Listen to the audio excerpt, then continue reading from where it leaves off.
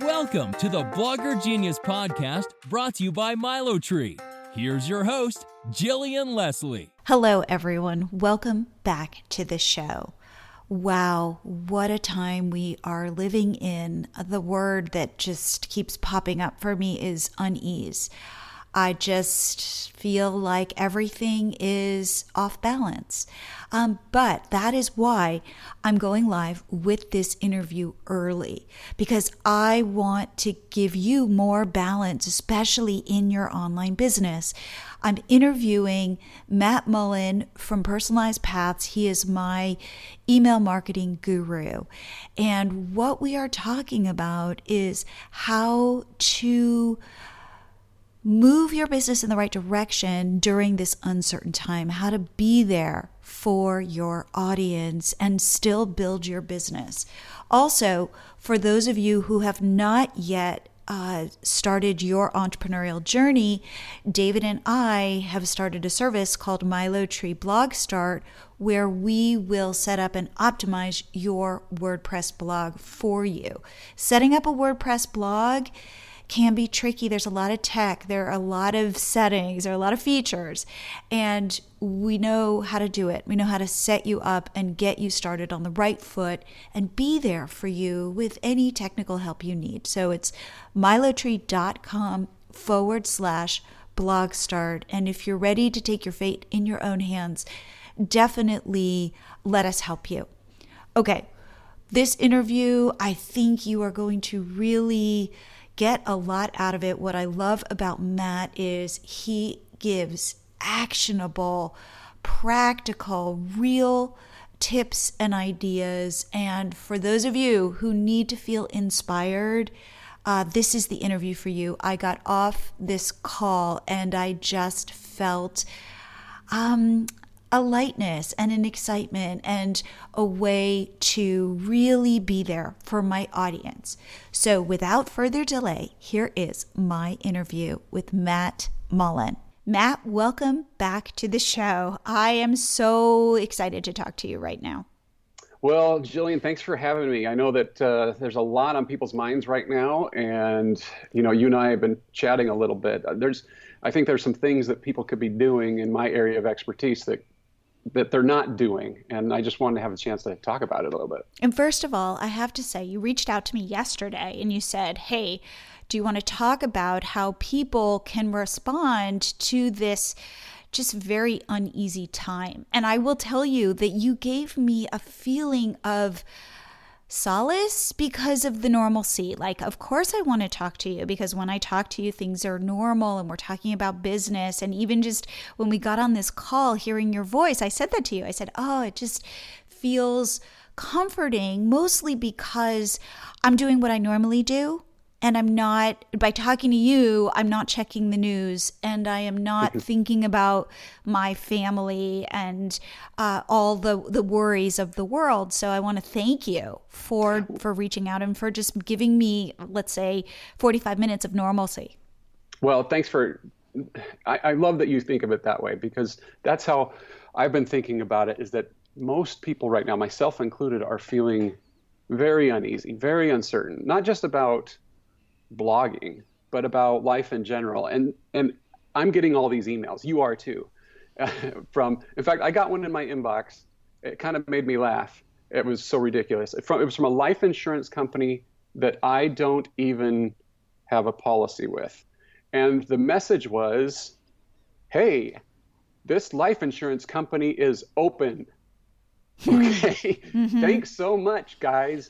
What a help that was. And so I think that we're getting where there's so much news, it's distracting, it's hard to concentrate. And if you're a blogger in this environment, you're worried about your ad revenue. Yes. You're worried about your site traffic. Yes. You're just the general feeling of where is this going? Yes. How long is this going to last?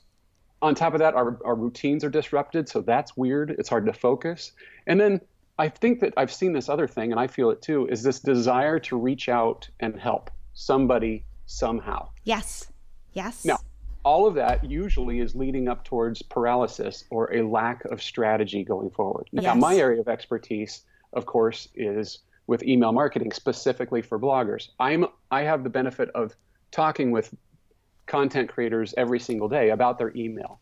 And on top of that, I'm looking at email campaigns that are coming across, and I'm just going, man, you guys are blowing this, because this is a situation unlike any other. And what I thought that I would do, I know I've been on the podcast before and I shared kind of my system, and many people may actually, or not many, but some people may actually be familiar with the way that I think about things in my system. Yeah, and we'll of course link to your previous episodes, so definitely. Awesome. But this situation is so different that I wanted to come and share perhaps an email strategy that your listeners could think about employing for the next few weeks, or heck, months, if that's how far this thing goes on. Hopefully not, but that's what I want to talk about today. I'd love it. Love it. Okay. So what I want to tell everybody, first of all, is that I want them to lace up their running shoes. All right. I want them to think about that they're getting ready right now mentally to get out and work. Okay. Because so much of this is preparing your mind to take action. These are unprecedented times, and it's going to require, I'm not saying unprecedented levels of work, but it's going to require a different way of thinking and a little bit of hustle to really optimize and be of the most service that we can be. So I recently did a talk on this, and I was telling some of my people that were on my list that I was doing it, and I got an email back from a lady that runs a Disneyland website.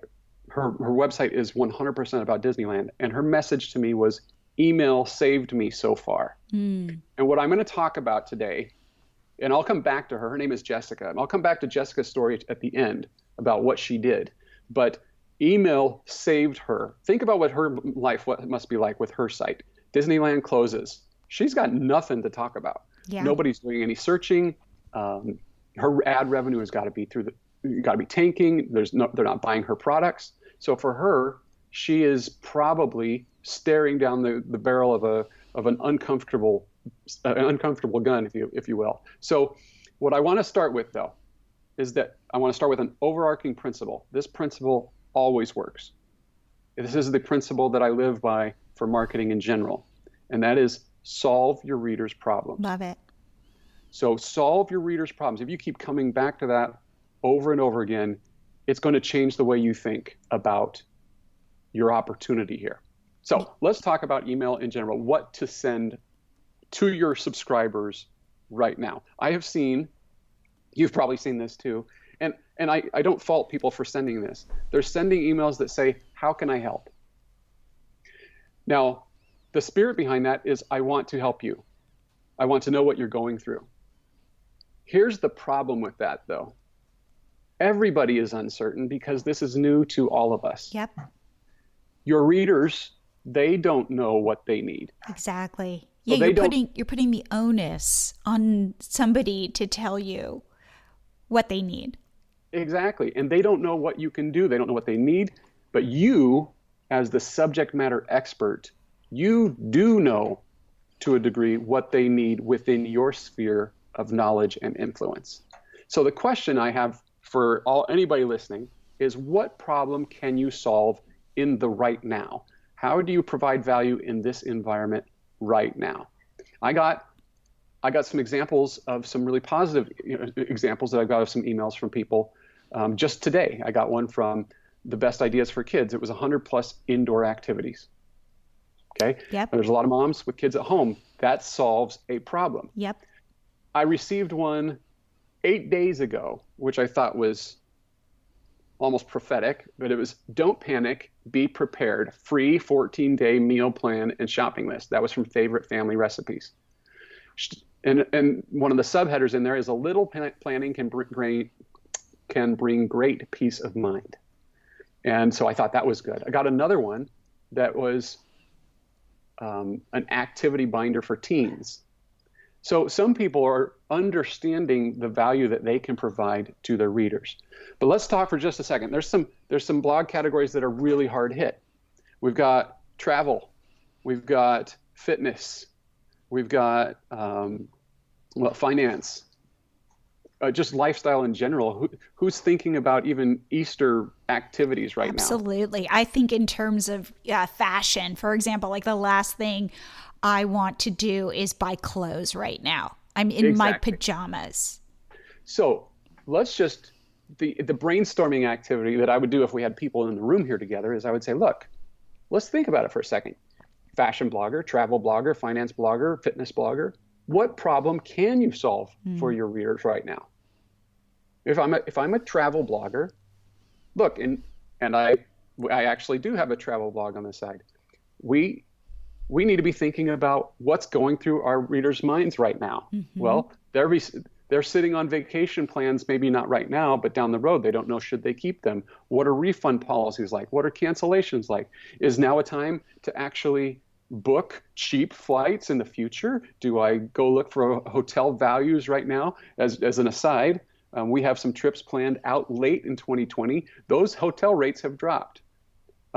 So do you advise them on how to go change those? You see what I'm saying? There Absolutely. are ways that they can solve a reader's problem that is unique to this situation. Absolutely. So I have my assistant for Catch My Party, and I will tell you that our traffic has died because if you were planning that mermaid party for your daughter next month, you're not planning it now.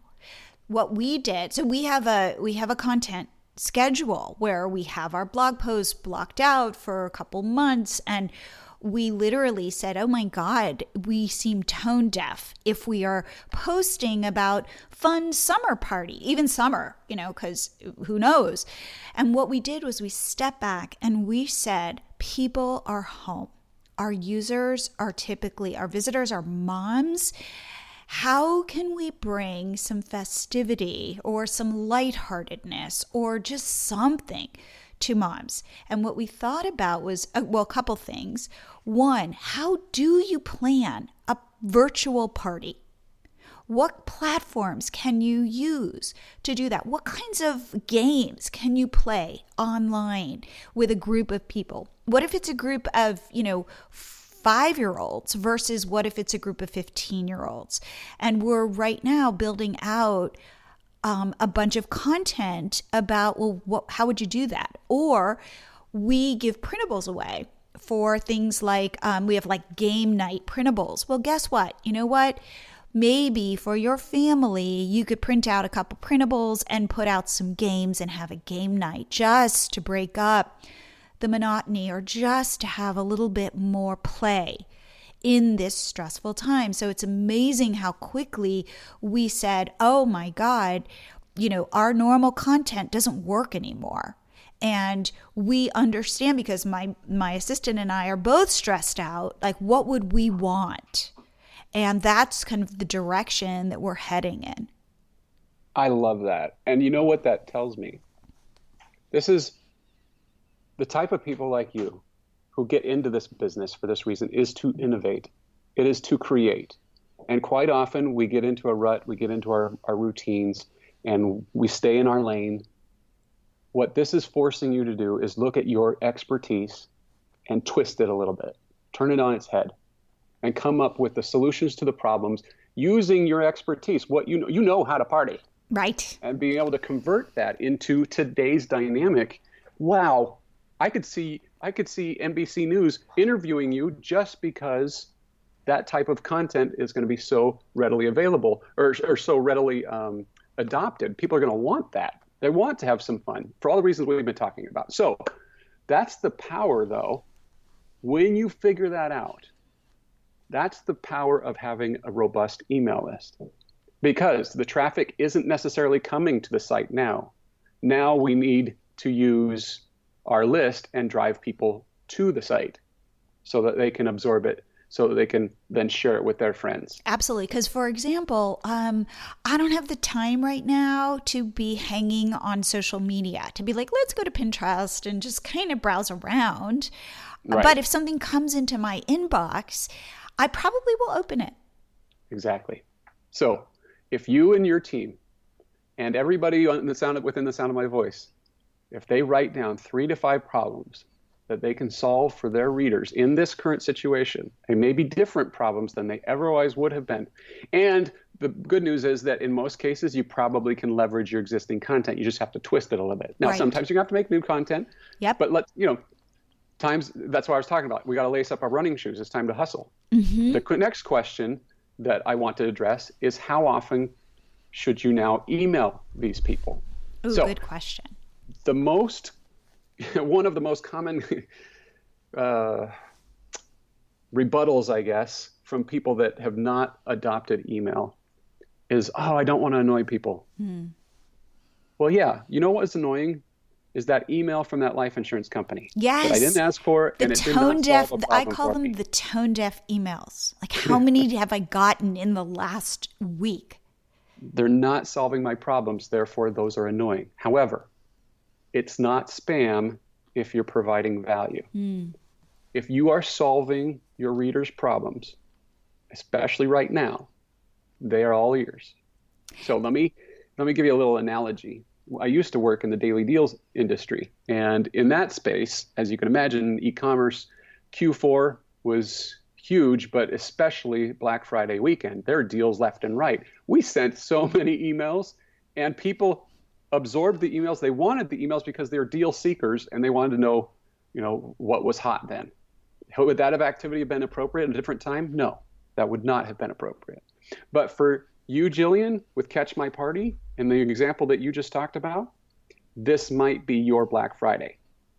You can probably serve more than you currently are. And I say that to everybody who's listening. This might be your Black Friday. People need to hear your solutions. So what does that mean for you? How many emails do you send per week? That's going to be up to you. But here's a couple things for your consideration. I have 4 things. Number 1, do your automated emails make sense? If you've adopted the Matt Molen system, you know that I love automated emails. My Forever series, for instance, is a big part of what I do. But like right now with my Disney Cruise Forever series going, where it tells people how to, what to expect on the private island, does that really make a lot of sense? Right. When I could take that slot, I could pause the Forever series, pause that automation, and I could take that slot and send something that helps them right now. That's number 1. Do your automated emails make sense? Number 2 is to recognize that you can serve more. What I mean by serve more is you can send them more emails than you think. Heck, you could have done it before. You just didn't believe me before. But now, for sure, you can serve more than you think. What does that mean for you? It might mean an email every 3rd day. It might mean, if you're doing 1 email a week, it might mean 2. For some of you who have a ton of great content, it might be an email every other day. I don't know. And you might want to test and experiment with it. But if you have the spirit of service and you're solving your readers' problems, you can do more. Number 3, we're sitting here. So much has changed at the date of this recording. So much has changed just in the last few days. It feels like it's been weeks. Things have progressed in a crazy fashion. But I think we've settled into what the normal probably looks like, at least for the next few weeks. So plan it out. I have a resource for you if you want it. We'll drop it in the show notes, if Jillian, if you're willing to do it. Of course. And all it is a very simple calendar that shows the dates, the day of the week, and it asks you what problem can you solve for your reader? What is your reader thinking about? So basically, you just go through that and you say, well, okay, if I'm at Catch My Party and I know that they're wanting to do a virtual party with friends. Well, that would be fun because the kids get stir crazy. Okay, that would be one thing. Number 2, Mom wants to just make being the quarantine shut up in the house, want to make that more fun. Okay, we could do our scavenger hunts. Or we're going to have a dress up day. And so we're going to take the elements from our princess parties and we're going to add those together into 10 ideas of how you can have dress up time at home. Yep. There's 3 emails right there, and I don't even know your content. Yep. So if you did that with your team and planned that out, would your audience be receptive to that? Absolutely. If you find out they aren't, well, then you just don't send them. But you've started the planning process. You've thought it through on how you can serve them. That's number 3, is to plan it now. Don't wait and sit here and just going, boy, I'm going to hit CNN one more time. Yes. Let's plan this out. Number 4, the last one, is write the emails. You can write them in advance, and then you can just not send them if this thing miraculously goes away and the world changes again. I don't think it's going to miraculously go away. I think that we've got 2 months of this. That's my guess, but I could be wrong, and I hope I am. But what if I'm not? You could have that stuff done. So, do your automated emails make sense? Number 2, decide to send more and serve more. Number 3, plan those out now with a calendar. Number 4, write those. Imagine growing your Instagram followers with no work. Highly engaged followers. Now imagine it with Pinterest, Facebook, YouTube. How about new email subscribers? Seriously, no work. This is all possible if you install the MiloTree pop-up on your blog. David, my husband, and I started our blog, Catch My Party, in 2009. We've since grown it into the largest party ideas site on the web with millions of page views per month. We did it with hard work and our secret weapon, our MiloTree pop-up, which David built for us. We've grown our Pinterest followers to over 1.3 million and our Instagram followers to over 164,000. And right now, 8,000 other bloggers just like you are using MiloTree to grow their businesses.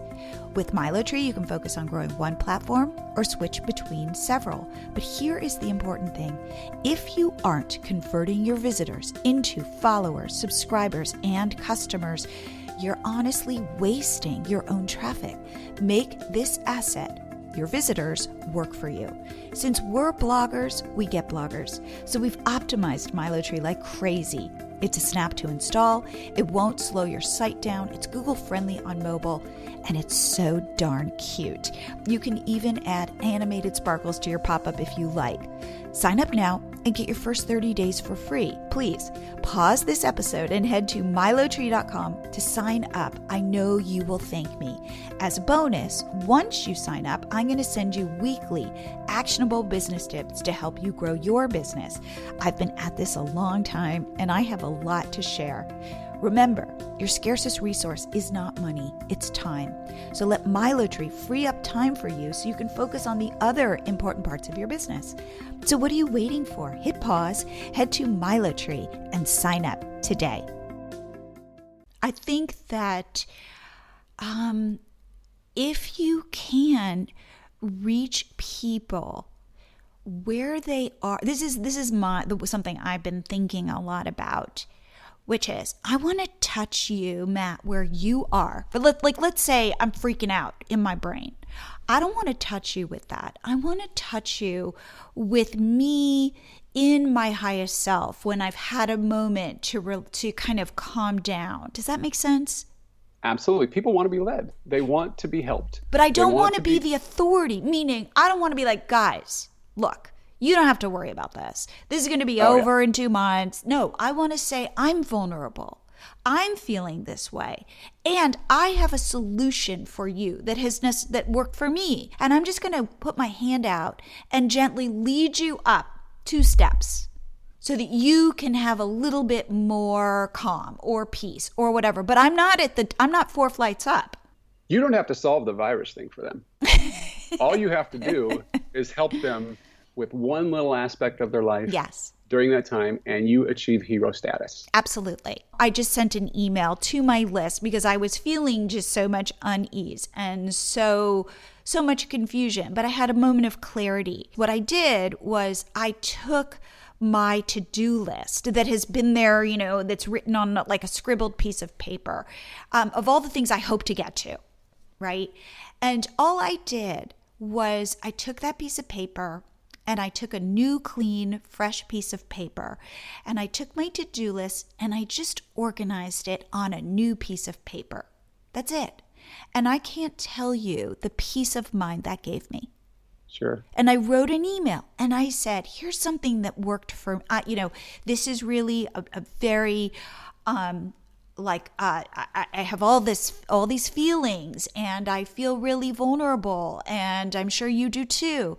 And I believe in doing small things like laundry and cleaning out your kitchen junk drawer. And I said, here's what I recommend for work, and this is what I did, and this worked for me. And I recommend you find those small tasks that push you forward, but aren't so taxing that they're intimidating or they're overwhelming. Go do something small. Absolutely. And I got the feedback of saying, you know what? I needed this. Thank you.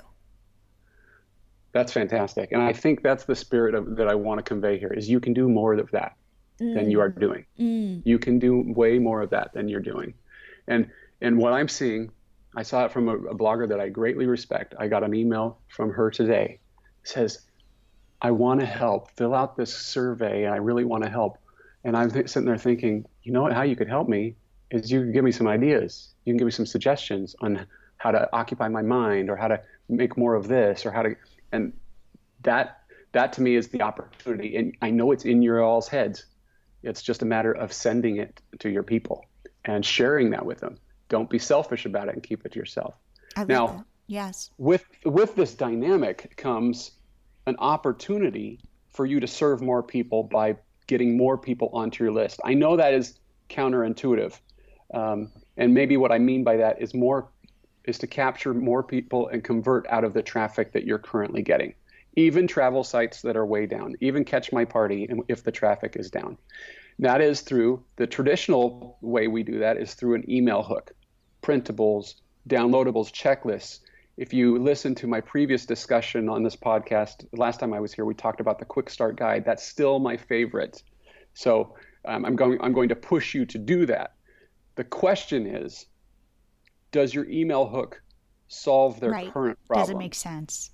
I have a client, it's a food blogger, and we, before all this was going down, you know what, we were on the normal schedule, and we put together an Easter Quick Start Guide with an Easter pop-up and the whole thing. Guess what? Nobody's thinking about Easter right now. So it launched and it went, we're not getting subscribers from that. And let me give you a couple of examples of things that have worked. If you go to Favorite Family Recipes, they have one that is Killer Copycat Recipes. That's their pop-up. And it's the most popular restaurant copycat recipes that you can try at home. We're not going to restaurants right now, guys. If you still want to make the Outback cheese fries or whatever, here's how you do it. And you can have some fun with that. That's blowing up for them. There's another one at Sally's Baking Addiction. She put out a post with a whole bunch of home baking projects. These are things you could do with your kids to teach them to love baking. It went crazy. And she's like, you know what? People love this. And she converted that into her opt-in. So the question I have for people is, what is your current opt-in? Take a look at it and put together an email hook that you can launch right now that is more appropriate for the here and now. You're going to capture more subscribers and therefore grow your list and serve more people. And wouldn't you say that even, let's say you do like a quick start guide, right? And let's say you've got 4 emails in your quick start guide. Guess what? You can launch it with 1 email and just then quickly write the other ones. Meaning you don't have to sit back and go, oh, it's going to take me 4 weeks to write these 4 emails or however long. Go launch it. Yeah, very true. That you sound like me right now. And the other thing is that I would even say normally I love to have something that's 3 to 5 emails long in a quick start guide. Heck, I'd be happy with a 1-page PDF. Yes. Just if it's more relevant, put it out there. Yes. Now, again, I'm adapting to what's happening right now. Yes, I have this. I still firmly believe in my other program and the Quick Start Guide and the Forever Series and all those things. I'm adapting to the current situation. I have this philosophy that I have been preaching called B-work, which is I recommend all of my students, everybody that I talk to from my podcast, to do B- work. And I'm going to say now maybe C+ work. And what I mean by that is done is better than perfect. And because I want to like reorient everybody, that if, like, let's say I can be of service and helpful, but my email's not going to look pretty and I'm not going to have a great, beautiful graphic or whatever, or might have some typos. If I can get it out there and calm people or help people or touch people, it's much better if that is B minus. So be thinking about, how can I get it out there? How can I move quickly and meet people where they are? Go fast, break stuff. There you go. There you go. I like the perfect is the enemy of done. I like that. Yes. So let's talk about a technique or two that people could go try right now. And I want people to understand, these are just ideas. They're not going to work perfect for everybody. They may not be right for your situation. Take the idea and see if there's a plausible way to apply it to your current business. The first one that I'm going to share with you is called swipe up to sign up. I just got done reading an article about how much people are on social media right now. They're obviously at home. They have a little bit more time to do that. Plus, when you're kind of in a daze, that's where you default. And yes. It's a source of news, or it's a source of comfort, of commiseration. Well, go to your Instagram stories. If you've got 10,000 people or more followers on Instagram, then you qualify for the swipe up feature of Instagram stories. So I want to tell you an example. I did this last year with Ralphie Jacobs. Her Instagram handle is Simply on Purpose. She is a parenting expert, and she doesn't even have a blog. We created a quick start guide that was 4 emails deep. It's called Why We Yell, Why It Doesn't Work, and What to Do Instead. She started with 0 subscribers. She launched a little simple landing page. Very simple. All it was the title of the thing and a name and address, yes, I want it field. That's all it was. After 2 weeks, she had 20,000 subscribers. Remember, she had 120,000 followers to begin with. So I don't do well at math, but that's approximately 5 billion%, right? Conversion. That's pretty awesome. So she was able to take and get 20,000 subscribers in 2 weeks by sharing this resource. So if you went, let's go all the way back. What problem do you solve for your readers? I asked you to identify what problems those were. Then I asked you to think about what your opt-in might be. Create that opt-in and then share it. And any other opt-ins that you have. Maybe you've got printables on your site. This is a great time to share those. And trade that printable, trade that course, trade that quick start guide for an email address. So that's one. Oh my gosh, I've got another example. You guys got to see this one in action. And I hope by the time that you hear this recording that you get it, because Jansen at Everyday Reading is doing this right now. She created, to understand this, Everyday Reading is a website it's for moms who want their kids to develop a love to read. So everything she does is in that vein. So she created a list of her favorite online educational programs. And I think she made a PDF of it. That was it. She went on to her social. This was last Friday. So this is 1 week ago. In a week's time, on her Instagram stories, and through a post on Instagram, she said, I'll email it to you right now. Just swipe up to sign up to get this list of online educational resources. She has a base of 40,000 Instagram followers. In the first 5 days, she had 1,100 new subscribers. And in the 2 days since, she's averaged 75 new subscribers per day. Not only that, she gained 1,600 new Instagram followers while she was doing that.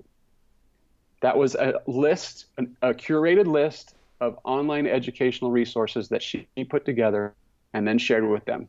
She made life easy for them. She identified the problem that she was solving, and she's having a tremendous success with it and serving while she's doing it, while she's growing her list. So here's a very practical piece of advice for anybody that has large social following. Create your opt-ins or make a list of them. Get out your calendar and say, okay, on the 25th, I'm going to share this. On the 28th, I'm going to share this. On the 1st, I'm going to share that. And just make a calendar so you don't forget when you're dazed and checking out Fox News or whatever it is, you're going to want to go, you'll have a plan to go promote your opt-in. So my question for everybody, what email hook can you share on social media right now? What I like about what you're saying is I love the idea of having your calendar and filling it in with doable things, but that are small enough so that you can do them and get out of your own way and get out of the news and get out of your own anxieties and fears, because you have this one task. Yeah. Even if you're dazed, right? Even if you're dazed, you're not feeling it yourself. Yeah, you gotta go do that thing. I always recommend, I use the Pomodoro technique, which is this. I go to tomato-timer.com and it's a timer for 25 minutes. And I get my work done by saying I can do this for 25 minutes.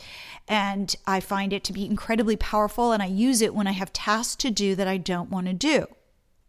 And I feel like what you're saying is, here, create these concrete tasks that you probably could do in about 25 minutes and go do them. Because not only will this serve your audience, it will serve yourself. Yeah. You'll be moving your business forward. You will feel a sense of accomplishment when you check that off the list. Absolutely. It takes you out of the malaise that we're all kind of stuck in. Yes, the paralysis. I have another idea for people that they can actually go see. This one's a little bit more of, if you've got, let's say you're a fitness blog, this might make sense for you. And that is to create a challenge. The idea behind a challenge, it's kind of, but it's an email challenge is about what a reader needs to do. And so you can create an email challenge where you have, say 3 to 5 emails in a row, which might include a welcome email. It might include a daily email for 3 to 5 days. And each email includes a principle, teach them how to do something or why they need to do something, and then assign a task and explain how to accomplish it, and then ask them to report back. There's a really good example of this that is, she's always doing it. I wish I knew this woman. I wish I could say I had anything to do with it. It's the Simple Green Smoothies Challenge. Oh, so if yes. you go to simplegreensmoothies.com, yes. She right now has on her website the 10-day smoothie challenge. Now, when I saw that, I've seen this 50 times. But I'm sitting here at home and I'm eating all the comfort food, AKA junk food, just because I'm stress eating or something. I don't know. And then she shares this thing that says 10-day smoothie challenge, boost your immune system with tasty smoothie recipes. And she's got dates on there. Like, oh, you do it during these days. Oh, okay. I'm in. Right. It's a sense of community. It's a sense of I'm taking action, taking control of my life. So anyway, I don't need to spend a ton of time on creating a challenge because a lot of people won't ever do that. But if that's appropriate for you, that can be an interesting way to grow your list as well and to gain community while you're doing it. I love that. I think that is really, I think that especially something that is doable, something health related is terrific. Something that is self-care, especially for moms who are stressed out. You could even put together like a kindness to yourself challenge. Like one day, take a bath.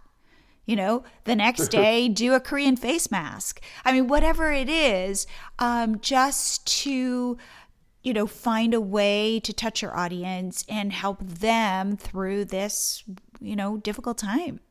Totally. Now, the last thing that I think people are struggling with, and I'll kind of wrap up with this will be a rapid fire series of ideas. These are income boosters. Okay. Some people have been really hammered with, low RPMs from ads from page views or just, whatever, no sponsorships. What have you. So here's just some ideas. So take these ideas. If one of these hits you, then awesome. So the first one I'm going to talk about is if you make money off of ads, that means you need more page views and you need higher RPMs. So one tactic is... And RPM is revenue per page. Exactly. So that's how people are calculating what revenue per 1,000, which is eyeballs. So the first thing would be to increase your page views is increase your email schedule. We already talked about that, but if you're solving more problems, now might be the time to bring more people back to your site. Even though a visitor does not pay out as much, you can kind of solve a little bit of your issue by getting more people to the website through your email. Okay, so you can recoup some of that. So by increasing your email schedule. The other thing that you could do is if your ad network tells you what your highest earning pages are, like for instance, a Disney cruise usually, content about Disney cruise usually pays more than say a Disney coloring page. So if you sent more readers to those higher RPM pages, you're going to make more. So you could deliberately plan out your content around what is going to be more valuable right now. Yep. Now it's a little bit of a guessing game with what because brands are in their own unique funk right now too, but you get my point. Yep. Another way to make money is through affiliate sales. Affiliate sales, some people do it great, some people don't do it at all. But if you're going to get into this, make a list of brands that you love. This is where the authenticity comes into place. You just start there.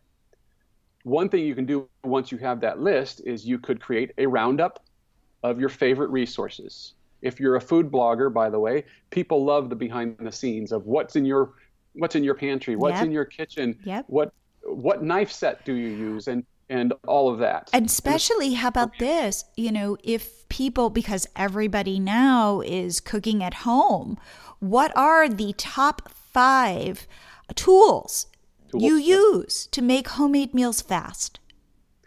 Absolutely. And then take it to the next step. This is what I really like to do. This is where you can go beyond just what feels like a little bit of a money grab with an affiliate thing. I think some people don't like that. Is create a how-to series.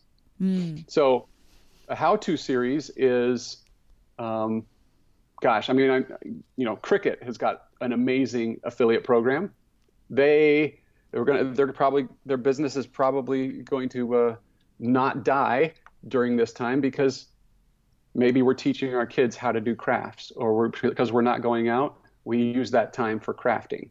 What if you did a how-to series on how to make X, how to make Y, how to use your machine for this? You probably can make more by doing that. And by the way, the reason I'm sharing all these things is you're using email to push people there to these opportunities. And again, solving their problem. Oh, I just thought of one that I forgot. So going back to food blogging for a second, but it applies everywhere. If you're a food blogger and you do well with Instant Pot has so many accessories that most people don't know how to use, but I bet you do. Accessories are fantastic, and they're probably not sold out. So that's a way that you can keep your business going. Last but not least, on affiliate is why not just in your outgoing emails, just add some relevant deals and steals to the bottom of your email. I'm actually borrowing that phrase from Corey, who runs Hey Let's Make Stuff. Because I was just looking at her email earlier today, and I have to give her full credit. It feels authentic, it feels natural, but it's just deals and steals, and she's mentioning some of her favorite brands and the sales that they have going on. Right. And it's kind of a footnote, but hey, any of that flows through is going to help her out. And by the way, I, of course, am getting a ton of emails from businesses, like West Elm, and they're struggling. So guess what? I could get 30% or 20% off right now. So just, know that these businesses want sales and they are offering discounts. So letting people know of these sales is beneficial. In the days of the 2008 financial crisis that we had, so many daily deal sites cropped up out of that. The reason I bring that up is that some people are going to say, that feels weird trying to push a product right now. What I'm telling you is that people are saving their pennies. Yes, they still want to shop. They still want to get a good deal. There's going to be people that are going to take advantage of the situation for the good and get a good deal. So if you provide that, and look at it from that lens. And if you believe in these tools as well, then you'd tell your friends about them, wouldn't you? Absolutely. So get over that, I guess, is what I'm getting at. Now, this one's a little bit out there, so we'll see if this one's useful to people. But for those of you who are doing sponsorships, I realize that those may have dried up. So there's a couple of things that you could possibly do. Number one, you go to some of your favorite existing sponsors, and you offer to sell email as an add-on. Now, this requires you to have a list, but if you have a list of any sort, you can say, hey, look, in addition to our current contract, for another 10%, I will send out X number of emails. Or you could go to old sponsorships that have expired and refresh it, and not just offer an email thing, but you could offer, hey, let's re-engage this. What do you say? It's a tough, this would be a good fit for the current environment. Now, of course, it needs to be. Yes. But then you can offer to send that to your email list as well. And lastly on that, if it is brand that is cash strapped, but still, you got a marketing manager over there that still needs to hit some goals, and boy, they'd look like a hero if they did. You could, this is you're thinking outside the box, you could defer payment for strapped brands in exchange for a better deal in the fourth quarter with them, or just pay me later kind of deal.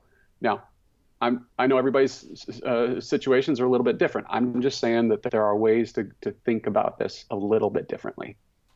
And of course, if you can make up a product, man, do it. There's a ton of graphic designers out there that can make digital resources for you. So if you can think of an affordable digital resource that's perfect for your audience, you could bang one of those out and use your email list to share that. And if you're an e-commerce company, you should be manufacturing reasons for people to buy from you right now. I'm getting emails from restaurants, for example, that say, yeah, we're open. But I'm like, yeah, I'm not going anywhere. Here's the difference, though. I got an email from a local restaurant. It's an Italian restaurant, and they said $35 family plan deal.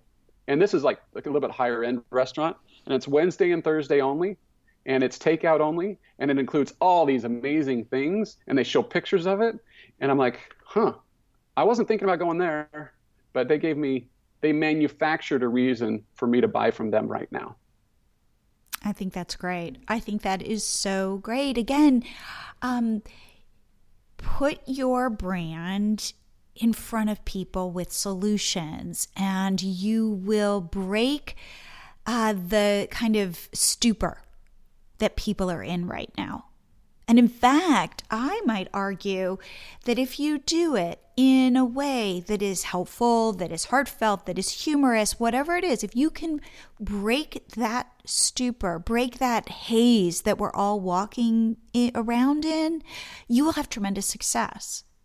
Because we're all in uncharted territory. And we're all uncomfortable. And if you can find a way to give people something positive, I think it would actually be even more valuable than in the normal hubbub when we're all just kind of caught up in our lives. 100%.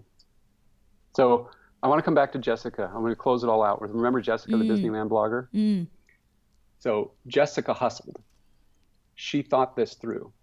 Again, I don't take any credit for any of this. This is all Jessica. She inspired me. She anticipated, here's what she did. Remember she said email saved me so far? She anticipated that Disneyland was going to close. And so she wrote a blog post about it, and she wrote an email about it before it even happened. The minute they announced the closure, she was the first to send it out. So she's got all those people going, oh my gosh, what? So she beat the news outlets to the punch by using her list. So she benefited from that traffic, people coming, and the brand building. So she prepared her email content. She prepared her web content ahead of time.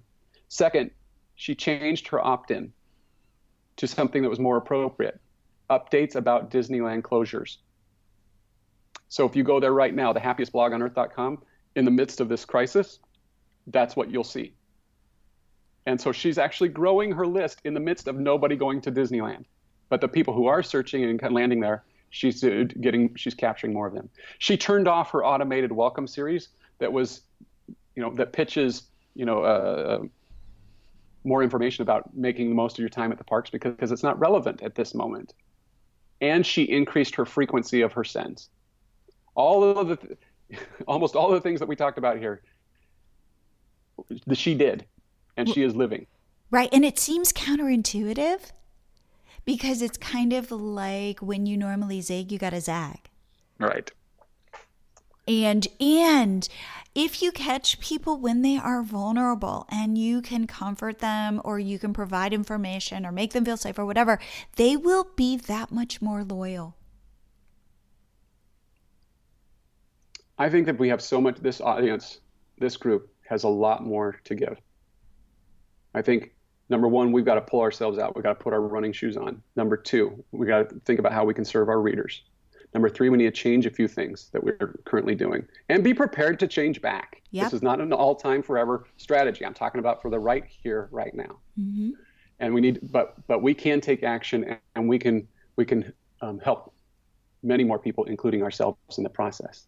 Now, there's a couple, just to finish things off. My intention in talking with you today, Jillian, is not to sell anything. I have a free resource for people if they want to check it out and learn more about the Quick Start Guide, if they want to learn about how I write emails, and if they want to learn about this thing that I call the Forever Series, they can go to emailjumpstart.com.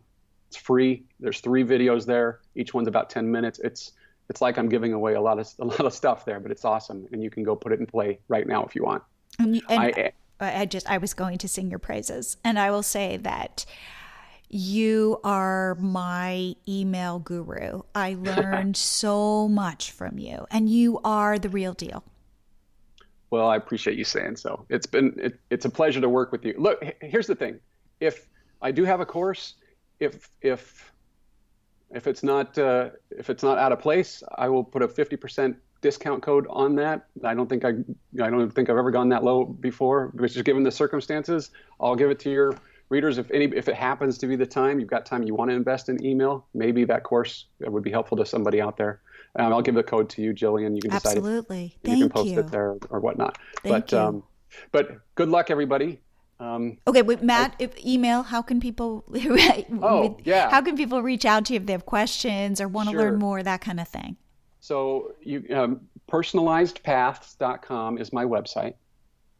Okay. My email course is called Email on Autopilot. So it's emailonAutopilot.com.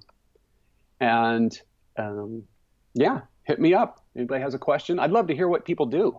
I'd love to hear what changes do they make. Yes. Is there something that they put into play? This is a time to be creative. And I'm just throwing out ideas that have popped into my head. I'm sure that there's some seriously creative folks out there that can turn this situation into a much more positive. Well, Matt, I have to say, I have so enjoyed this conversation. Thank you for getting me out of my stupor. You've gotten my wheels turning.